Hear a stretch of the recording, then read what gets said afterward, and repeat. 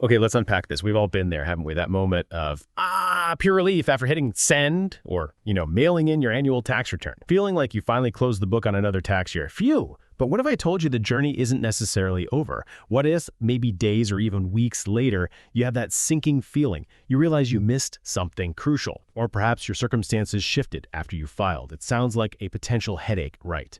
But today, we're diving deep into a topic that's not just about correcting errors. It's often about unlocking significant financial benefits, amending your tax return. Exactly. And for a lot of people, amending isn't really about admitting a mistake per se. It's more like taking a second look that, frankly, can lead to reclaiming money that's rightfully yours or, substantially reducing what you thought you owed.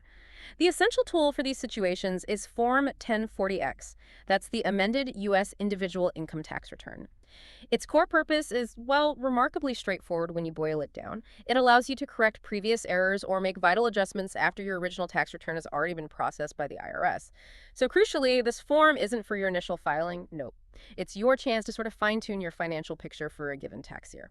Our mission today really is to equip you with the strategic knowledge to quickly and thoroughly understand this crucial aspect of tax compliance, and maybe more importantly, how it can translate into tangible financial benefits for you. So let's get right to it then.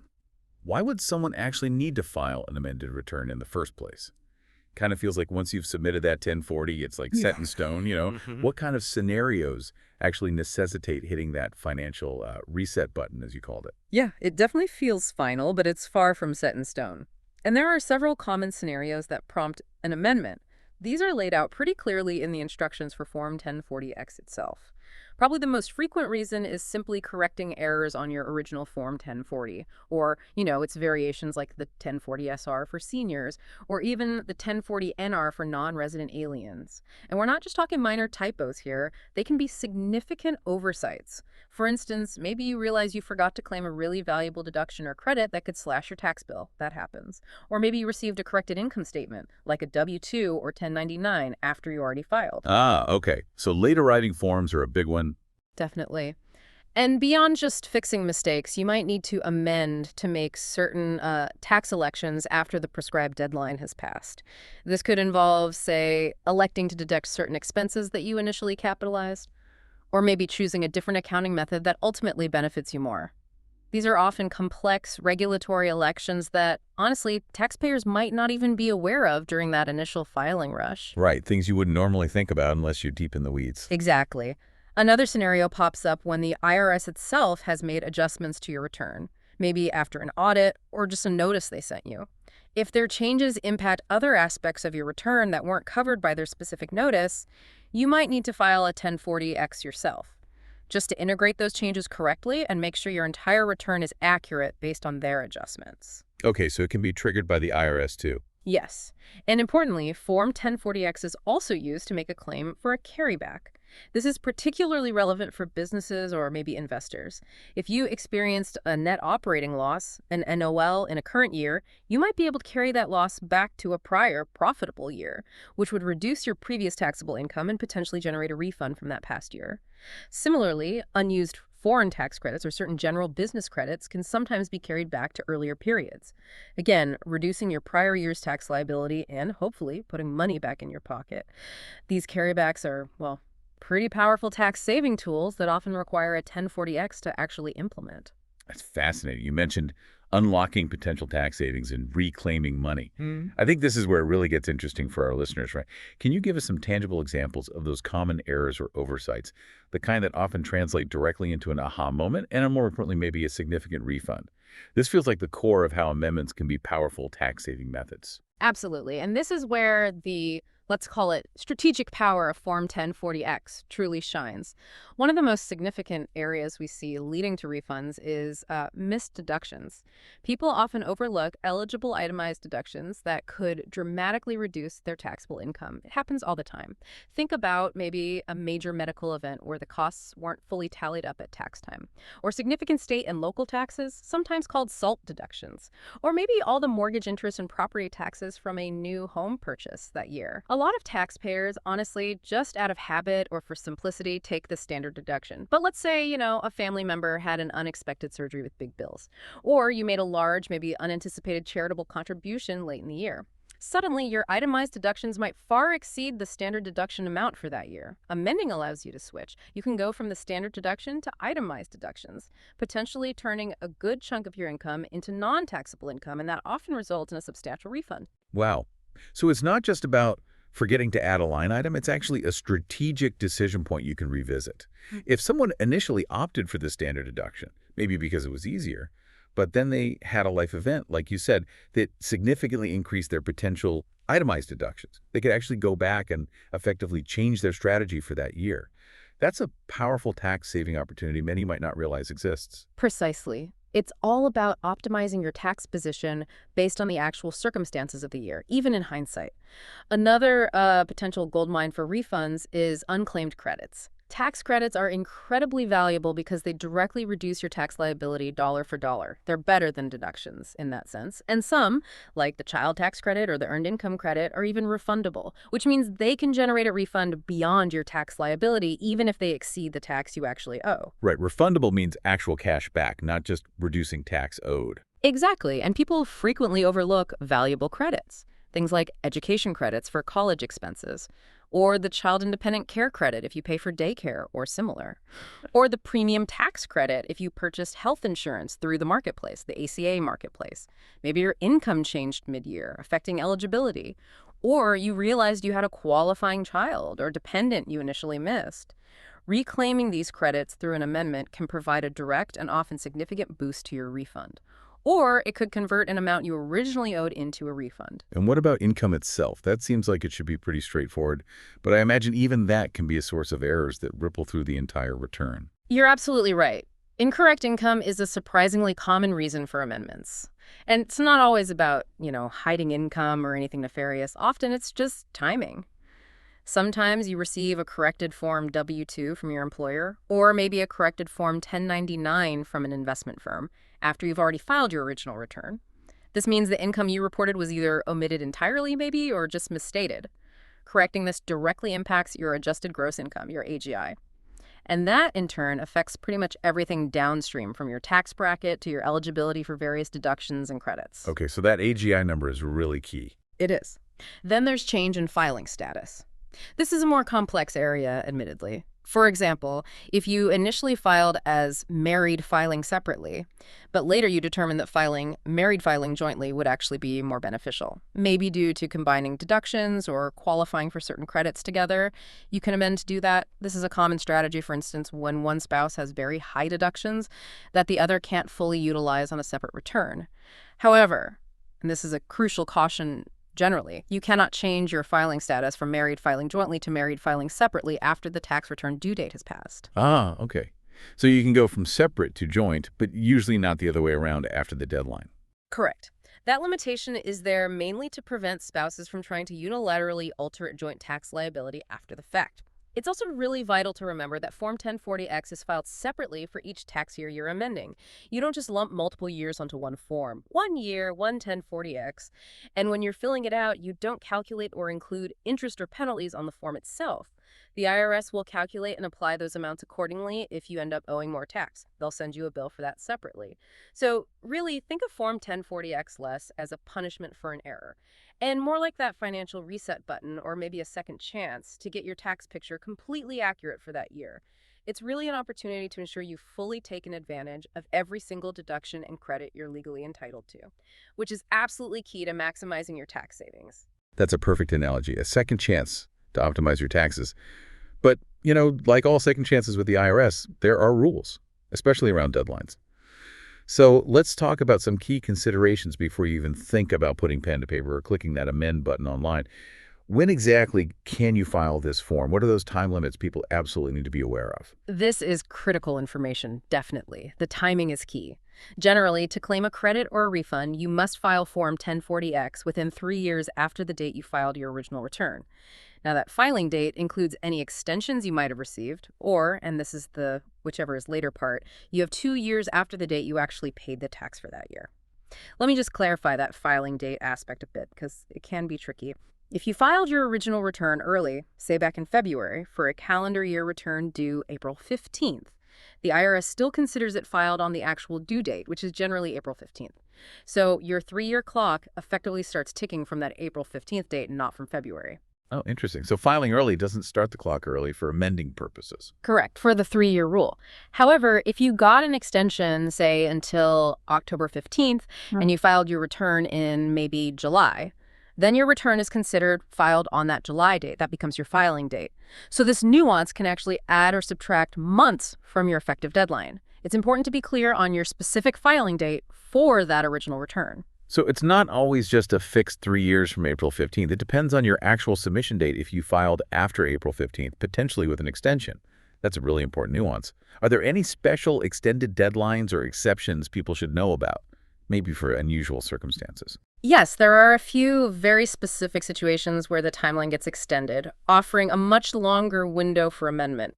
For instance, if your claim for a credit or refund is based on a bad debt or a worthless security think stocks that went completely bust, you generally have up to 7 years after the due date of the return for the tax year in which that debt or security actually became worthless. This longer period just acknowledges that it can sometimes take time to definitively determine worthlessness for tax purposes. 7 years, wow. That's significant. It is. Another big exception is for foreign tax credits. You typically have 10 years from the due date of the return for the year in which the foreign income taxes were actually paid or accrued. That applies if you're claiming the credit for the first time or maybe changing from taking a deduction for those foreign taxes to claiming a credit instead. This generous period really accounts for the complexities of international tax treaties and, delays in foreign tax payments or assessments. And of course, for individuals affected by a federally declared disaster. Or those serving in a combat zone, the due date for claiming a credit or refund on an amended return may be automatically extended by the IRS. This provides necessary relief during really difficult times. You'd always want to check specific IRS guidance for particular disaster declarations or combat zone rules. That's definitely a huge relief for those folks in such difficult circumstances. Now, here's a very common scenario I imagine people run into. What if you filed your original return, you're expecting a refund, but it's taking a while? Or maybe you realize you made a mistake right after you sent it in. Should you just file another original return, like a 1040, to correct it quickly? Oh, absolutely not. Please don't do that. This is a very common pitfall, and it can lead to significant delays and complications down the road. Once you've filed your original return, even if you haven't received your refund yet, or even if you realize you made a mistake immediately after hitting send, you should not file another original Form 1040 for the same tax year. The IRS system will likely flag it as a duplicate return, which will just cause confusion and significantly delay any refund or processing of your correction. You must use Form 1040X to make any corrections after the original has been filed. Filing a duplicate original return is just a headache you definitely want to avoid. Trust me on that. Understood. Loud and clear. Form 1040X is the only way forward once that original is in. Now, let's shift gears to something nobody really likes to talk about, but it's crucial to understand: penalties and interest. What should our listeners know about these, especially if their amendment results in them owing more taxes? Yeah, it's a vital topic, even if not a fun one. The IRS will charge you interest on any taxes not paid by their original due date. And that applies even if you had an extension to file your return. The payment due date generally doesn't change. This interest also applies to certain penalties that accrue over time. The interest rate itself is variable. The IRS usually announces it quarterly. Now, if your Form 1040X shows you owe additional tax and you don't pay that amount relatively quickly, usually within 21 calendar days of the notice date or 10 business days if the amount is $100,000 or more, then there's typically a late payment penalty. This is usually calculated as 1/2 of 1%, 0.5% of the unpaid amount for each month or even part of a month that the tax remains unpaid. It caps out at a maximum of 25% of the total unpaid amount. 0.5% a month. That can add up quickly if it's a large amount. It certainly can. While it sounds steep, you might be able to avoid this penalty if you can demonstrate you had reasonable cause for not paying on time. For example, if some unexpected event, like a serious illness or natural disaster, truly prevented you from filing or paying, you'd have to make that case to the IRS. Then there's the penalty for an erroneous claim for refund or credit. This is particularly relevant when you're amending specifically to claim a refund you think you missed.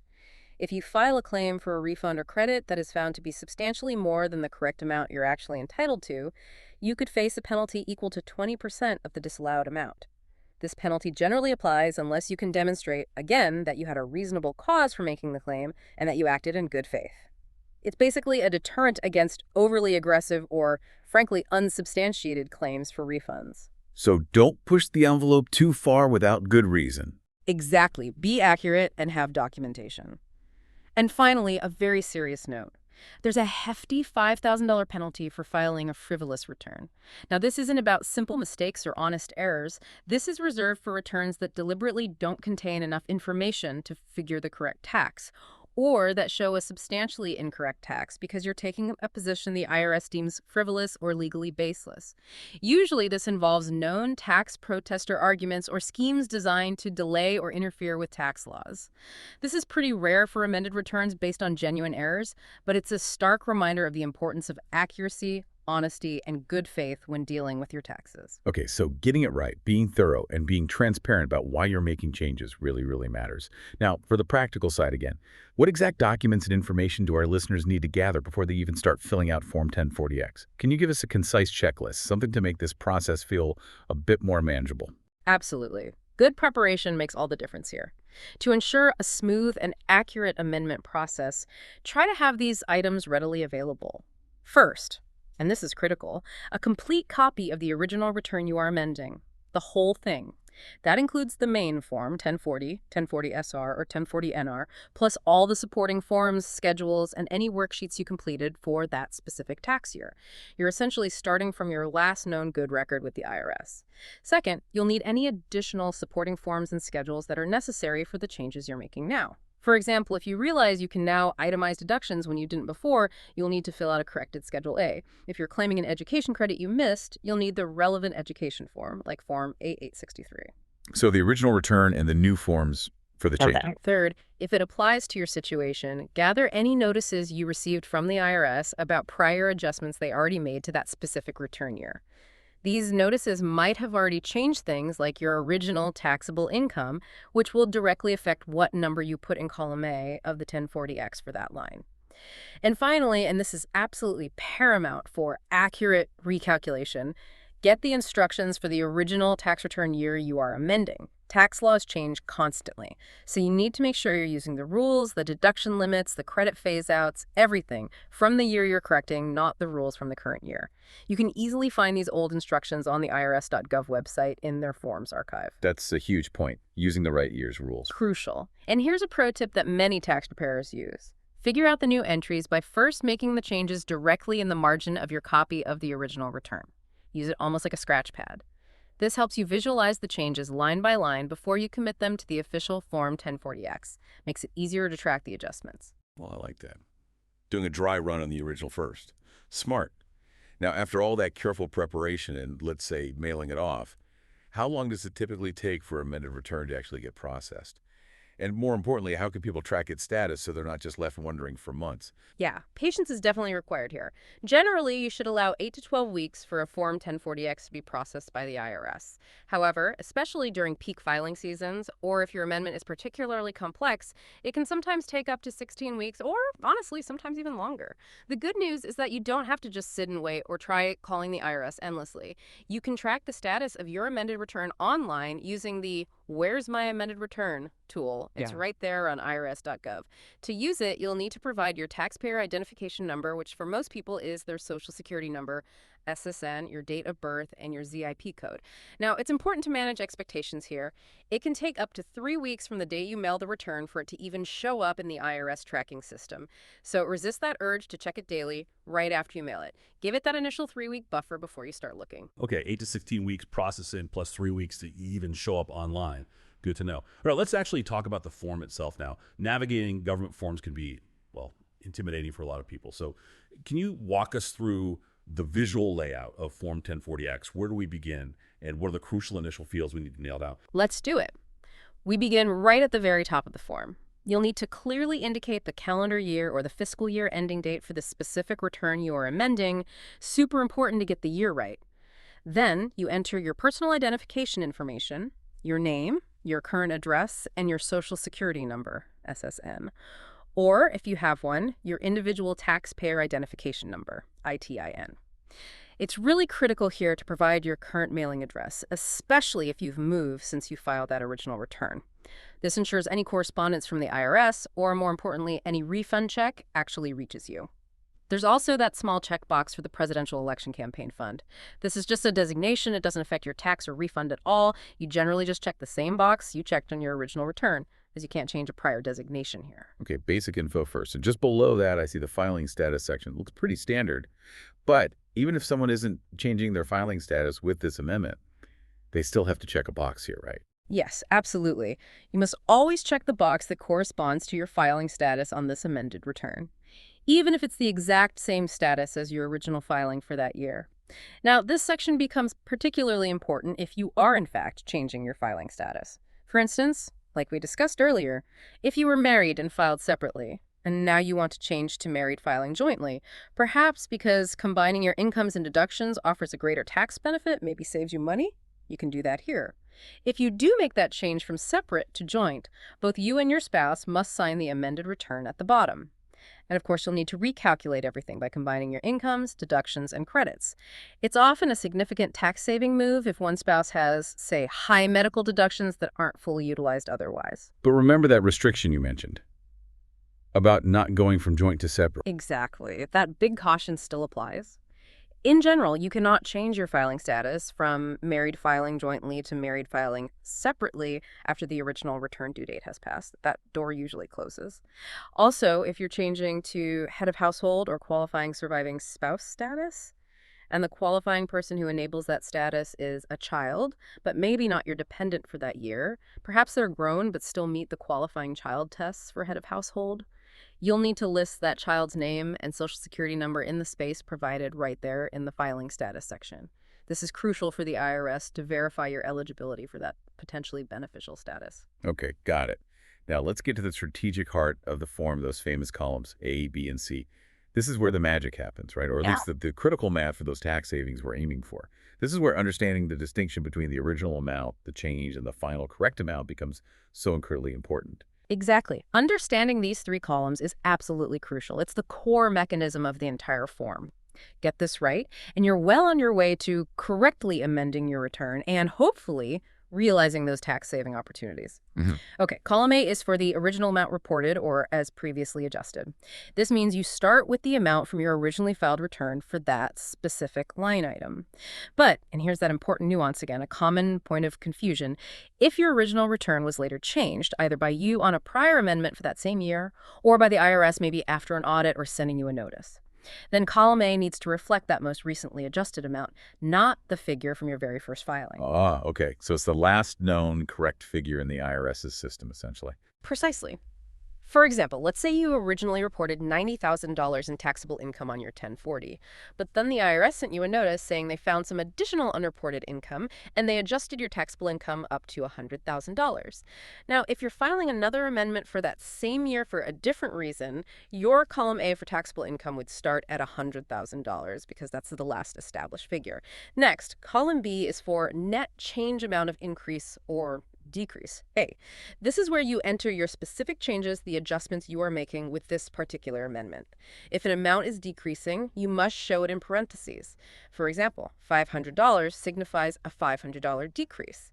Don't use a minus sign. This column is where you quantify the effect of the error you found or the new information you received. And crucially, every single change you enter in column B must be explained in detail over in part 2 of the form, which is usually on the second page. You have to tell the IRS why you're changing that number. And this is vital for securing those tax benefits and getting your amendment approved smoothly. You must attach all supporting documents. Any new or corrected forms and schedules that relate directly to the changes you made in column B need to be included.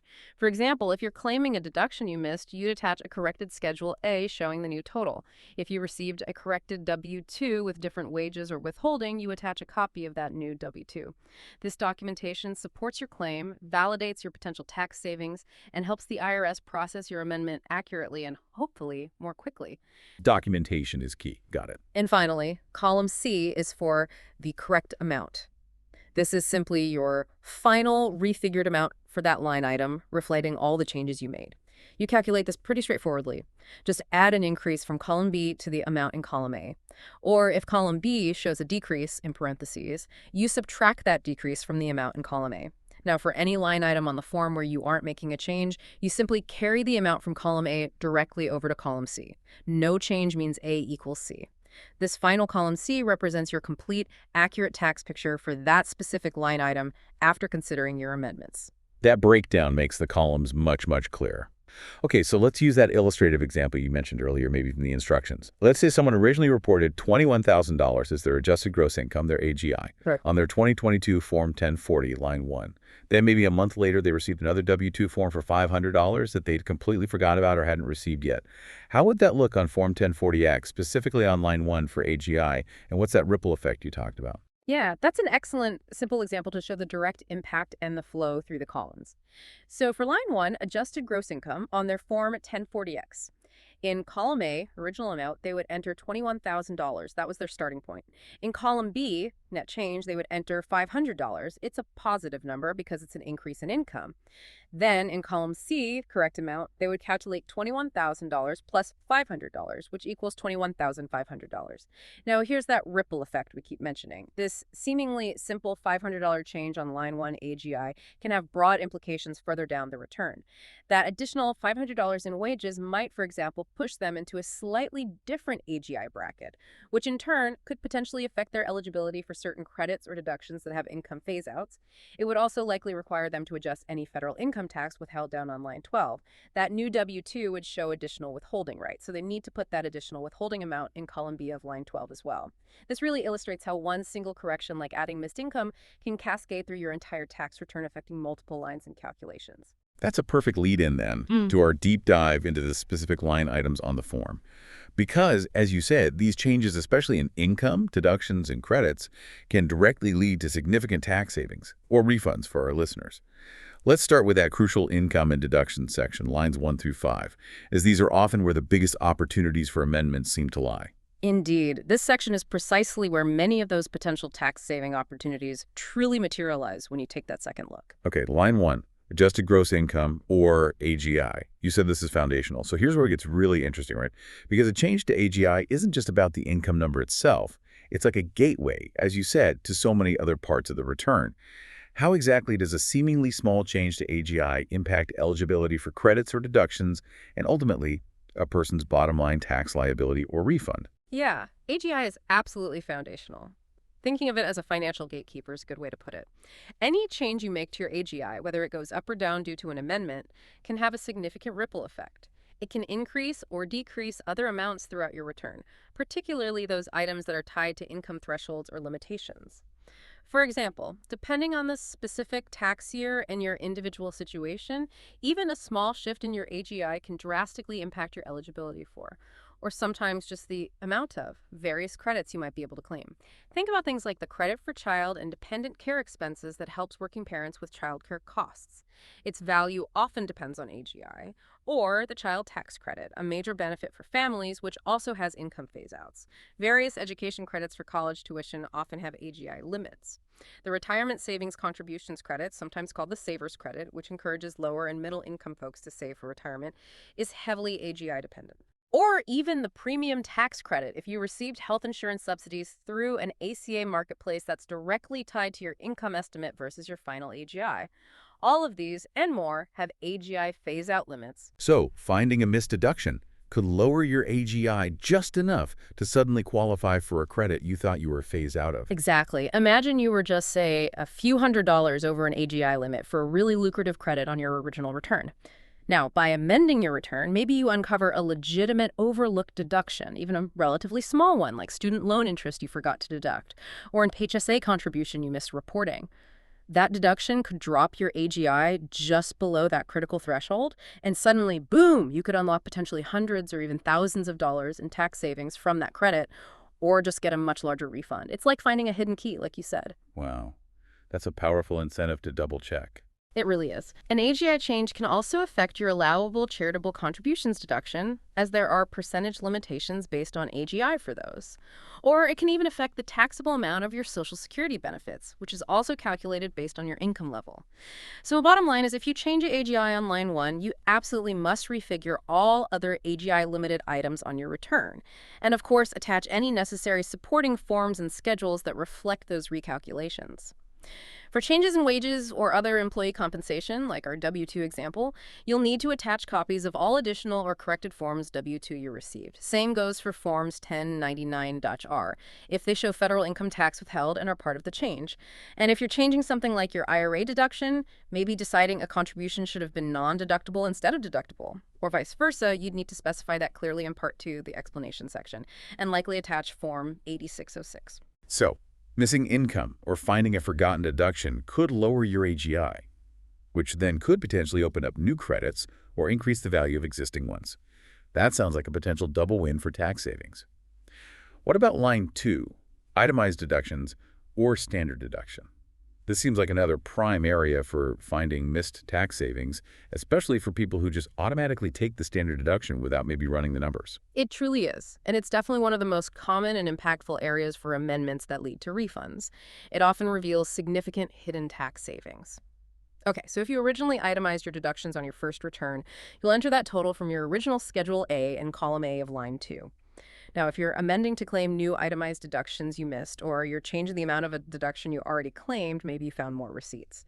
Or even if your AGI changed from line 1, and that change impacted any AGI-limited deductions like medical expenses or certain miscellaneous deductions in prior years, you must fill out a corrected Schedule A reflecting all the changes and attach a copy of that new Schedule A to your Form 1040X. Makes sense. You need to show the new calculation. Right. But the bigger opportunity for many listeners, as you suggested, often lies in switching from the standard deduction to itemized deductions. People frequently take the standard deduction just because it's simpler, right? Especially if they don't think they have traditionally large deductions like mortgage interest.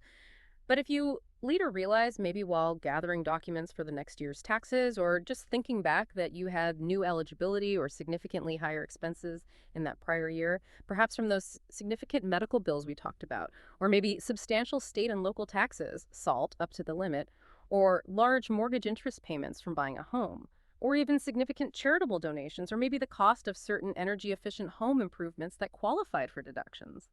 If the total of those things now makes itemizing more beneficial than the standard deduction for that year, you can absolutely amend your return to do so. This is often a direct path to significantly reducing your taxable income, and therefore your actual tax liability or increasing your refund. I always encourage people to think of it as reviewing your financial year through a tax lens. Did any major life events occur? Did you buy a house, pay substantial student loan interest, have major medical costs, pay large state income or property taxes, make big charitable gifts? These are classic triggers for a potential itemized deduction review. So someone who just took the standard deduction because it was easier might genuinely be leaving a substantial amount of money on the table if they had qualifying expenses they didn't tally up. And I think I heard you mention earlier something about special rules for charitable deductions for certain specific years, even if you took the standard deduction. How did that work? Yes, that's correct. And it's a specific detail that many people might have missed, especially during the pandemic years. For the 2020 and 2021 tax years only, there was a special rule. If you took the standard deduction, you might still have been able to claim an additional separate charitable deduction for certain cash contributions you made. There was a limit, of course. I believe for 2021 it was up to $300 for single filers and $600 for those married filing jointly. Now, where you adjust this on the 1040X is slightly different for those 2 years. For an amended 2020 return, any adjustments to this specific standard deduction charitable contribution are actually made to your AGI on line 1. But for an amended 2021 return, these adjustments go directly to your standard deduction amount on line 2. It's a bit quirky, so you definitely want to refer carefully to the original Form 1040 instructions for the specific year you are amending, 2020 or 2021, to understand the exact limits and rules for claiming this if you missed it.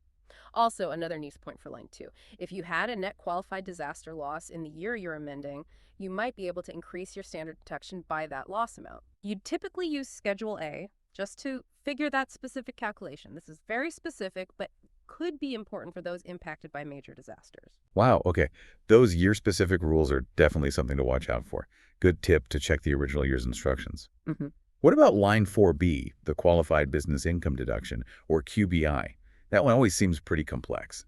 It is, yes. For line 4B, the qualified business income QBI deduction, this is generally for self-employed individuals and small business owners. If you need to amend this, you'll need to refer meticulously to the instructions for the specific year of the form you are amending. You'll also likely need forms 8995 or 8995A for detailed guidance on figuring and reporting this deduction correctly. Any changes to your underlying business income, your overall taxable income, or other related factors could definitely impact this deduction. And since the QBI deduction can be quite substantial, often up to 20% of qualified business income, getting it right is important. It's definitely an area where amending might be needed if your business income figures changed. Okay, complex, but potentially very valuable. And then line 5, taxable income. I imagine this just reflects all the changes made above it, right? It brings everything together before you actually calculate the tax owed. Exactly. Line 5, taxable income, is essentially the culmination of all your income adjustments, line 1, and your deduction adjustments, lines 2 through 4B. It's your AGI minus your deductions. But there's a crucial point here for accurate tax calculation, especially if you had a loss originally. Even if your original taxable income was reported as 0, maybe because your deductions exceeded your income. If you actually had an actual loss for tax purposes, like a negative taxable income, that loss amount should be reflected correctly in column A for an accurate amendment. Don't just put 0 if it was truly negative. Why is that important?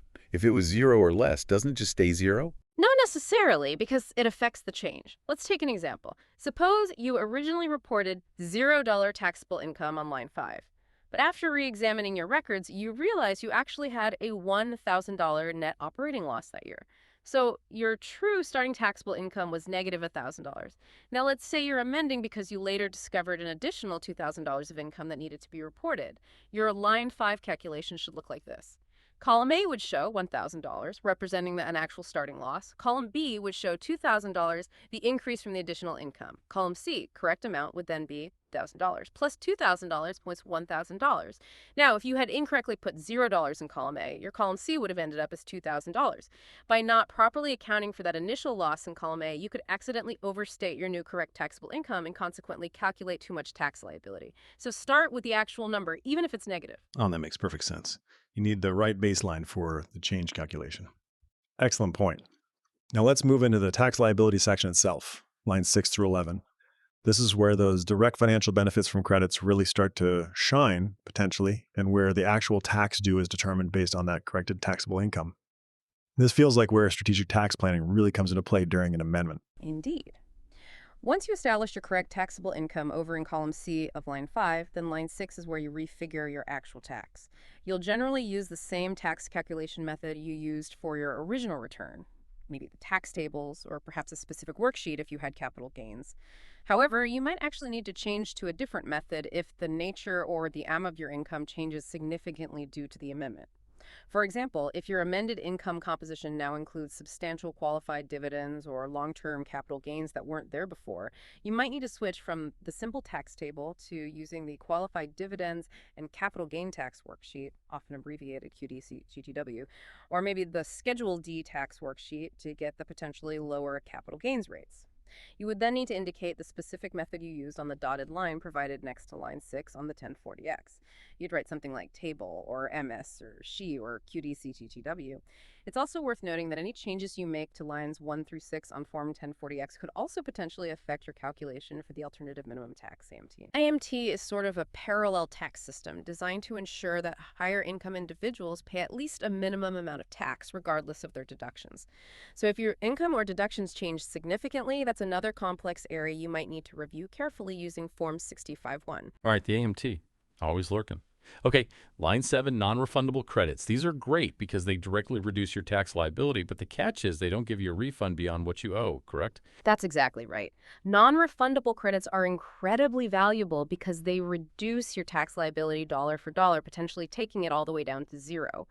But unlike refundable credits, you don't get any excess amount back as a refund if the credit is larger than your tax bill. Now, if you've made changes to your income or tax on lines 1 through 6, you absolutely must refigure any non-refundable credits you originally claimed. Why? Because their eligibility or the amount you qualify for might have changed. Many non-refundable credits have AGI phase-outs or are based on other figures that might have been altered by your amendment. For example, the Child and Dependent Care Credit or certain education credits often phase out at higher AGIs. So if your amended AGI decreased, you might now qualify for a larger credit than you originally thought. That's a direct tax saving. And just a reminder for things like the child tax credit, the non-refundable part, or the credit for other dependents, if you're claiming these retroactively through an amendment for a child or dependent you missed. That dependent absolutely must have had a valid Social Security number, SSN ITIN or AEN, Adoption Taxpayer Identification Number, issued by the original due date of the return you're amending, including any extensions. That's a critical timing detail for claiming these specific dependent-related tax benefits accurately. Okay, got to have that number by the original deadline. Good to know. And what about line 10, other taxes? What generally goes in there? Line 10 accounts for various other taxes that you might have reported on Schedule 2 of your original Form 1040. This could include things like the alternative minimum tax, AMT itself, if you ended up owing it. It could also include self-employment tax, if your self-employment income changed, or maybe additional taxes on distributions from IRAs and other tax-favored accounts if those changed. If your income or deductions have changed significantly due to the amendment, you may very well need to refigure these other taxes as well, as they often interact with your AGI or your taxable income figures. You'd attach a corrected Schedule 2 if needed. Okay, makes sense. Now let's move down to the payment section, lines 12 through 17. This is where we really see how much you've already paid in versus what your corrected tax liability is. And importantly, where those refundable credits truly become a direct cash benefit, potentially leading to that refund check. Exactly. This section is all about balancing the final tax calculation against what you've already contributed throughout the year or with the original return. Line 12 covers federal income tax withheld and also any excess Social Security and Tier 1 RRTA tax withheld. RRTA stands for Railroad Retirement Tax Act, less common, but it's there. In column A, you'll enter the total withholding amount shown on your original return. If you're changing your withholding amount, for instance, because you received that corrected W-2 we talked about, showing different withholding amounts, you'd put the change, increase or decrease, in column B. And again, you must attach copies of all additional or corrected forms W-2, W-2C, or maybe 1099-R that show federal income tax withheld and support the change you're making on this line. Proof is required. Line 13 is for your estimated tax payments.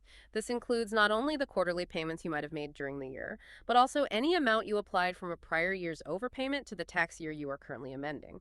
This is particularly relevant for self-employed individuals or those with significant investment income who pay taxes throughout the year via estimates. Line 14 is specifically for the Earned Income Credit, EIC. This is a key refundable credit designed to help low to moderate income working individuals and families. It can be quite substantial.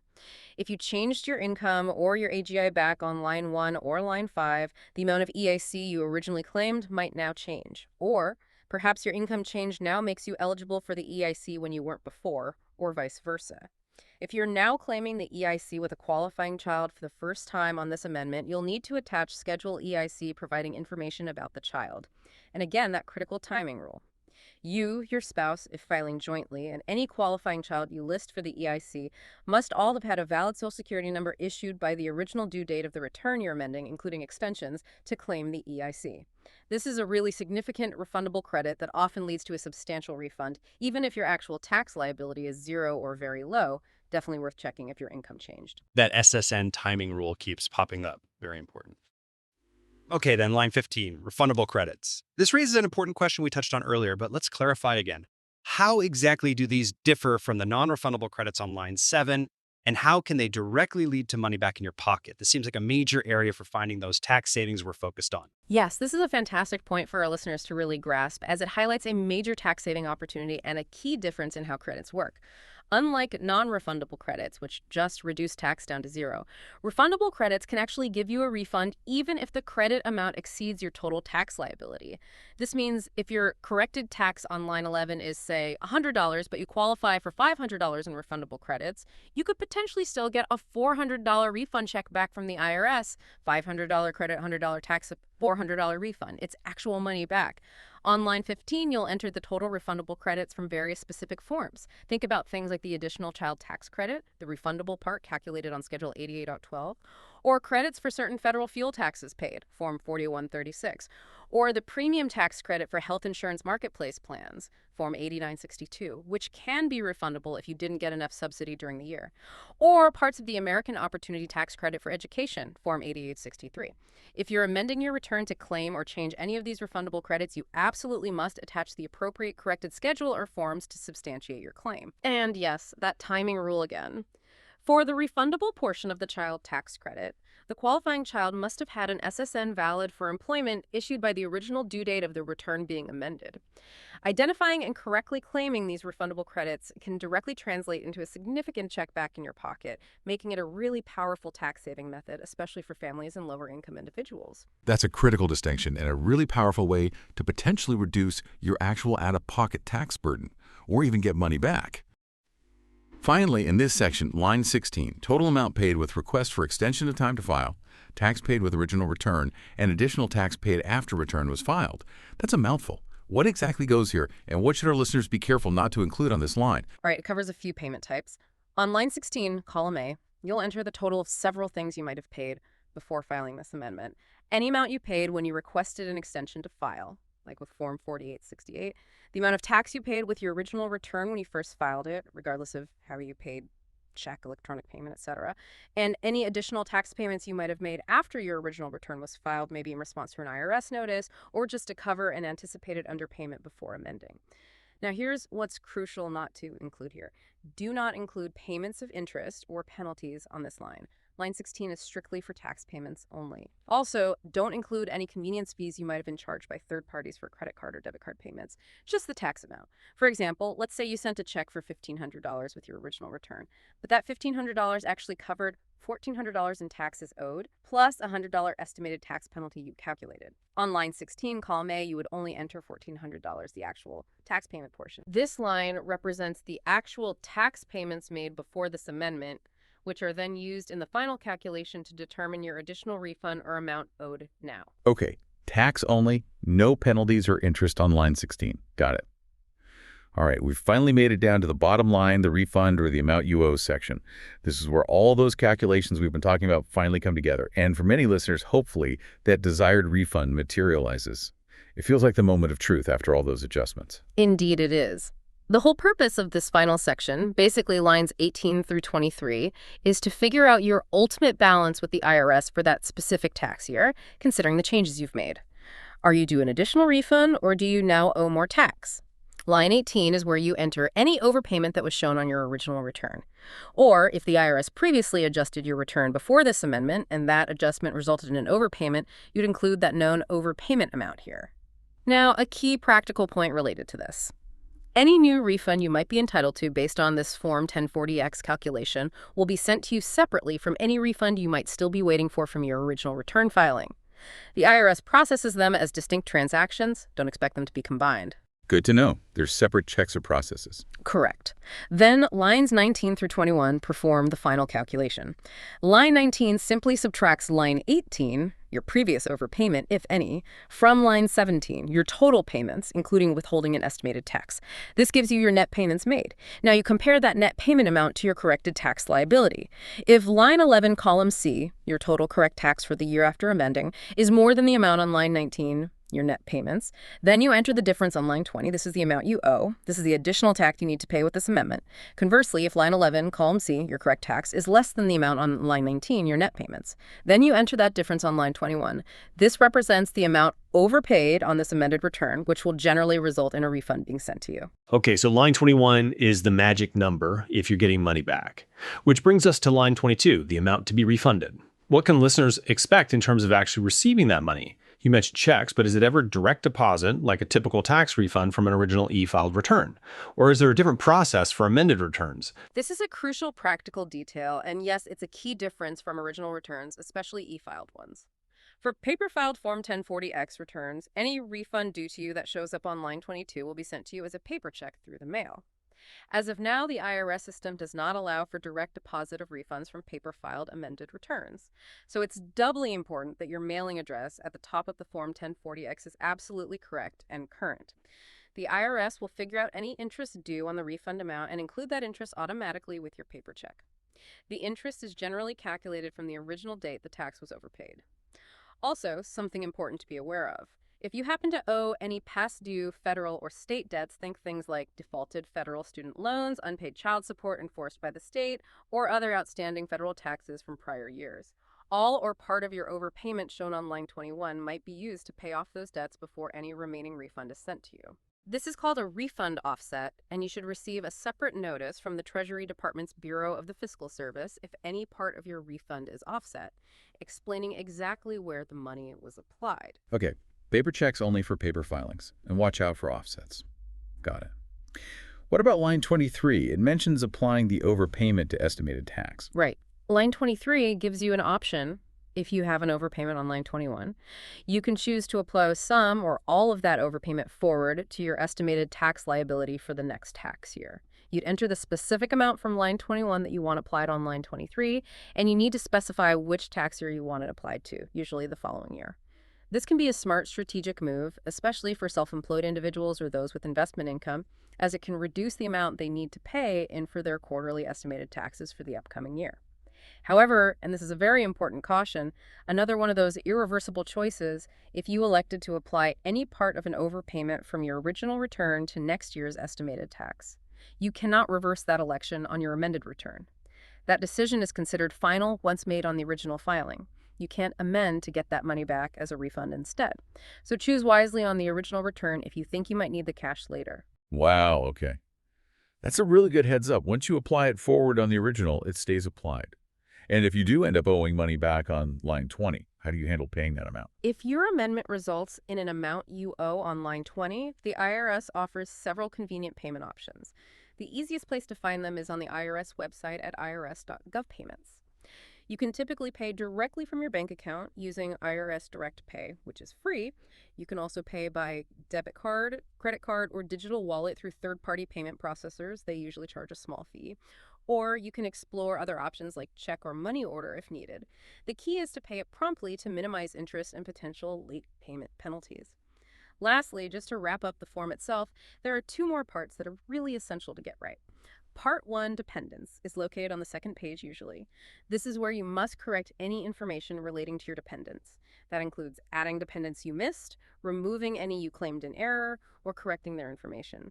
This is incredibly important because, as we've discussed, dependent information directly impacts eligibility for many valuable credits, like the child tax credit, the credit for other dependents, EIC, and even your filing status eligibility in some cases. Don't skip this if your dependents changed. And Part 2, Explanation of Changes, is absolutely mandatory and arguably one of the most critical sections on the entire form.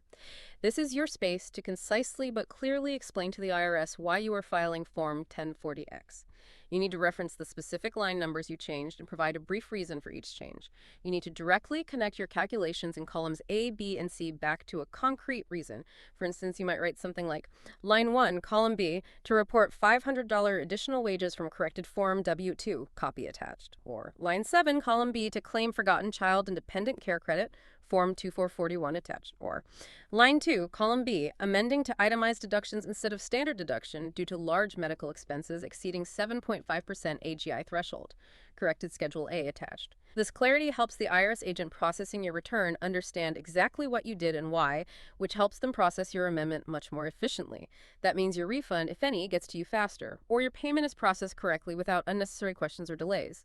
Definitely do not leave this part blank. Be specific. Excellent advice. Be clear, be specific, reference the lines, and attach the proof. Okay, so we've really walked through the why and the detailed how of Form 1040X. We've meticulously detailed how making these adjustments can potentially lead to significant tax savings. Now, let's just wrap up with some crucial final practicalities and maybe point listeners towards resources to assure a smooth filing process if they decide they need to do this. So what does this all mean for you, the listener, as you prepare to potentially file this form? First, let's just reemphasize the absolute necessity of actually signing your return. Sounds basic, but... It sounds basic, but it cannot be overstated. Form 1040X is considered legally invalid by the IRS without a proper original signature or electronic signature if e-filing. An unsigned return will simply be sent back to you unprocessed, causing significant delays, weeks, maybe months. If you're filing an amended joint return, both spouses must sign and date it. By signing, you're both accepting joint responsibility for the accuracy of the amended return.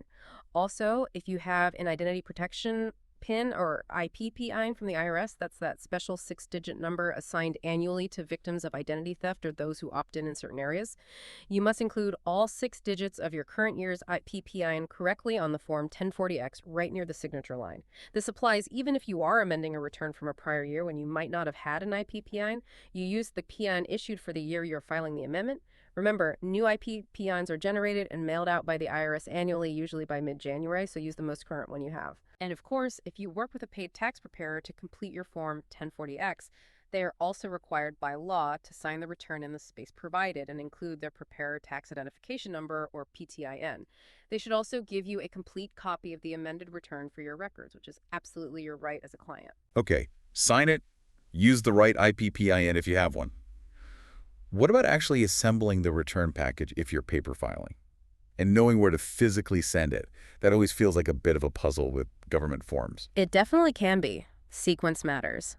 When assembling your paper return, arrange any schedules, like Schedule A, and forms, like Form 8863, behind the Form 1040X itself. Put them in the order of their attachment sequence No, which you'll usually find printed in the upper right corner of each official IRS schedule or form. Follow that numerical order. If you have supporting statements or documents that don't have a sequence number, put them last, generally in the same order as the schedules or forms they support.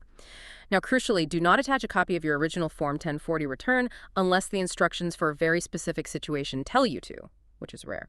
Also, don't attach general correspondence, unnecessary worksheets that weren't required filings, or other items that aren't directly supporting the changes you made. Sending too much paper can actually slow down the processing because someone has to sort through it all. Yeah. Be targeted. Less is more if it's not required. Exactly. However, you must attach certain specific documents right to the front of Form 1040X, usually stapled where indicated. This includes copies of any Form W-2, W-2C, that's a corrected W-2, or Form 2439, Notice to Shareholder of Undistributed Long-Term Capital Gains, if they support the changes you made on the 1040X.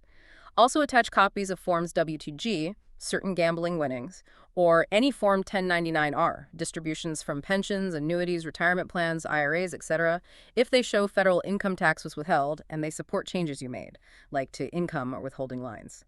Then, to the back of Form 1040X, you might attach things like Form 8805, Foreign Partners Information Statement, if it relates to changes involving foreign partnerships.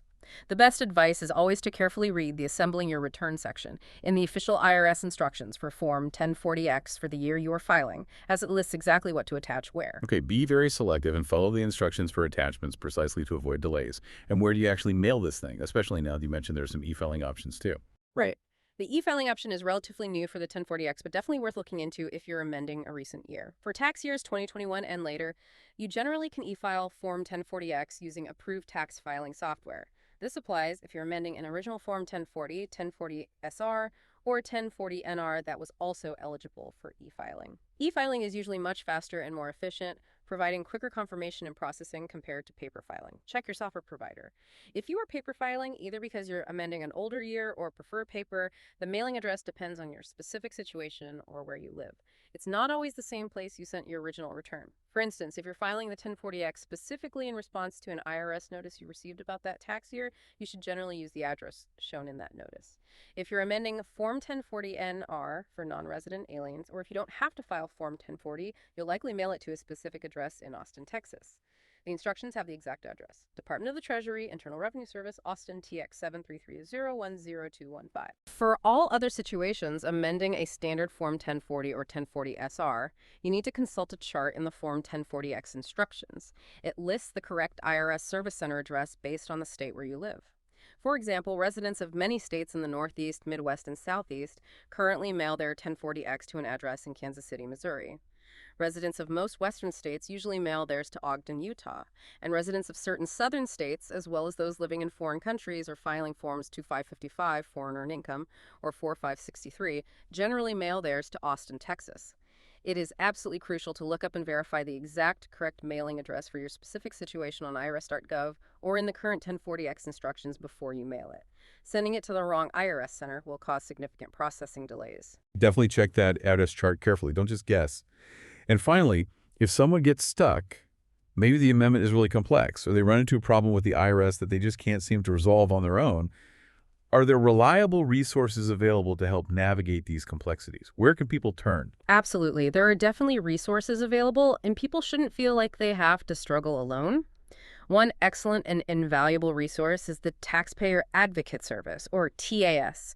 TAS is actually an independent organization within the IRS. Their whole job is to help taxpayers and protect taxpayer rights. They act as your voice inside the IRS. They can assist you if you're experiencing a significant financial hardship because of a tax problem, or if you're facing an immediate threat of adverse action from the IRS, like a bank levy or a property lien, or, importantly, if you've tried repeatedly to contact the IRS about an ongoing issue, like a delayed amended return, but you haven't received a timely response or a resolution. Their service is completely free. And if your case qualifies for their help, you'll be assigned a personal advocate who will work with you to resolve the issue. You can find their contact information easily online at taxpayeradvocate.irs.gov, or you can call their toll-free number, which is 877-777-4778. They really can be a lifesaver in difficult situations. TS, okay. Independent help within the IRS. That sounds very useful. Any other options? Yes, another valuable resource, particularly geared towards lower-income individuals, are the Low-Income Taxpayer Clinics, or LITCs. Now, these clinics are entirely independent from both the IRS and TS. They're often run by law schools or nonprofit organizations. They represent individuals whose income is below a certain level, which varies by location, and who need help resolving tax problems with the IRS. LITCs can often represent taxpayers directly in audits, appeals, and tax collection disputes before the IRS and in court. They also provide information about taxpayer rights and responsibilities, often in multiple languages, helping people understand the system better. Services provided by LITCs are either completely free or available for a very small fee, making expert tax assistance much more accessible to those who might not otherwise be able to afford it. You can find a list of LITCs in your area on the Taxpayer Advocate website as well, taxpayeradvocate.irs.gov LAAITC. So yes, don't hesitate to reach out to TS or an LITC if you're feeling overwhelmed or stuck. Help is available. That's great to know. Free or low-cost expert help exists. Well, this deep dive has truly, I think, unpacked the complexity surrounding Form 1040X. We've transformed what can seem like a daunting bureaucratic nightmare into, hopefully, a much clearer, navigable path for tax optimization. We've covered the why you might need to amend, the how to prepare meticulously, and crucially, where those significant tax-saving opportunities often hide, like those missed deductions and unclaimed credits we focused on. This deep dive should really equip you, our listener, with the knowledge to confidently approach correcting your tax record, hopefully turning potential confusion into confidence and quite possibly maybe even resulting in a very welcome refund check. It's truly a powerful tool when used correctly. It really is. And you know, what's fascinating here, I think, is that the tax system, for all its perceived and sometimes real complexity, it does provide these clear mechanisms for correction and ultimately for fairness, which it sort of raises an important question, maybe beyond just taxes. It makes you wonder, in what other areas of your financial life could taking a careful second look or performing a detailed amendment of your assumptions or plans uncover significant benefits or maybe prevent future issues? I mean, could you apply the same mindset of detailed review like we just applied to the 1040X to other things? Maybe your investment allocations, your insurance policy coverages, even just your monthly budget. There might be overlooked opportunities for optimization, for savings, or just for better alignment with your goals in those areas too. So perhaps the final thought is to take this newfound knowledge about carefully reviewing and amending your taxes using Form 1040X. And maybe, just maybe, use it as inspiration to review your prior year returns with these fresh eyes. See if there's an overlooked opportunity there. But also perhaps apply that same rigorous second look mentality to other important corners of your financial world. You might be surprised what you find. That's an excellent point, a great provocative thought to end on. Apply that amendment mindset more broadly. Well, that's all the time we have for this deep dive. We sincerely hope you feel more confident and empowered if you ever need to tackle an amended tax return. Until next time.